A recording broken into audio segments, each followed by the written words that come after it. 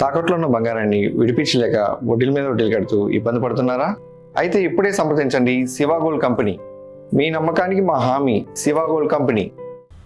Hormuz జలసంధి పూర్తి స్థాయిలో తెరుచుకోకముందే భారత్ ముడి చమురు దిగుమతుల్లో వేగం పెంచింది.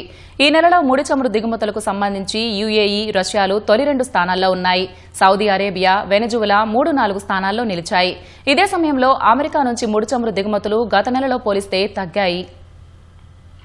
హర్ముజ్ జలసంధి తిరిగి తెరుచుకున్న తర్వాత గల్ఫ్ దేశాల నుంచి చమురు సరఫరా పూర్తిస్థాయి పునరుద్ధరణకు ముందే దేశీయ రిఫైనరీలు తమ నిల్వలను పెంచుకునేందుకు ప్రయత్నాలు ఉధృతం చేశాయి.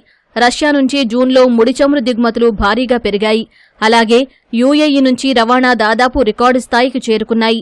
మే నెలలోనే రోజుకు 1.91 మిలియన్ బ్యారెళ్లుగా ఉన్న రష్యా ముడి చమురు దిగుమతులు జూన్ 1 నుంచి 19 వరకు సగటున 2.66 మిలియన్ బ్యారెళ్లకు పెరిగినట్లు మారిటైమ్ కమోడిటీ ఇంటెలిజెన్స్ సంస్థ కెప్లర్ డేటా ద్వారా వెల్లడించింది. భారత్కు అతిపెద్ద ముడి చమురు సరఫరాదారుగా మాస్కో తన స్థానాన్ని నిలబెట్టుకుంది.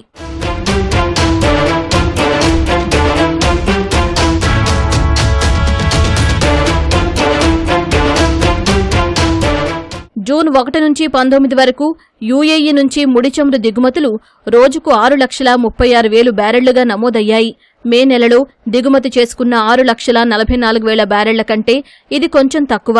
3,84,000 బ్యారెళ్లతో సౌదీ అరేబియా 3వ స్థానంలో ఉంది. 2,09,000 బ్యారెళ్లతో వెనజువెలా 4వ అతిపెద్ద ముడి చమురు సరఫరాదారుగా నిలిచింది. అమెరికా నుండి ముడి చమురు దిగుమతులు మే నెలలో 2,52,000 బ్యారెళ్లు కాగా జూన్లో ఆ మొత్తం 91,000 బ్యారెళ్లకు పడిపోయింది.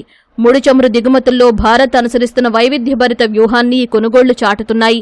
రాయితీలు ఇవ్వడం వల్ల రష్యా ముడి చమురు ఆకర్షణీయంగా మారగా వ్యూహాత్మక జలమార్గం హర్ముజ్ జలసంధి ప్రాంతంలో నెలకొన్న అనిశ్చితిని అధిగమించేందుకు యుఏఈ సరఫరాలు సహాయపడ్డాయి.